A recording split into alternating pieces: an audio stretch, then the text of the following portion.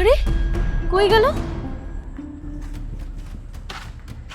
আরে বৌদি, তুমি এখানে কি করছো? ওই একটু বাজারের দিকে যাচ্ছিলাম। বাজার? বাজার তো আমি আজকে সকালে করে দিয়ে আসলাম। ও, বাজার করে দিয়ে এসছো না? আচ্ছা ঠিক আছে।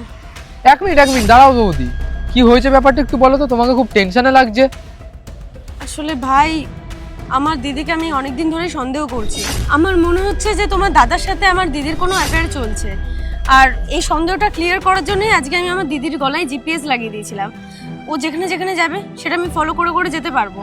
তো সেই কারণে আমি প্রমাণ খুঁজতে যাচ্ছি। ঠিক ধরেছো বৌদি, এটা আমিও না অনেকদিন ধরে খেয়াল করছিলাম, কিন্তু আমি বলবো করে আর বলে ওঠা হয়নি ভয়তে, যে তুমি কি খারাপ ভাববে না ভাববে, এর জন্য আমি বলতে পারিনি। আচ্ছা ঠিক আছে ভাই, আমি তাহলে যাই। তা তুমিও তো যাচ্ছ ওইদিকে, তা ধরতে, তাহলে চলো আমিও তোমার সাথে যাই। ঠিক আছে চলো। হ্যাঁ চলো।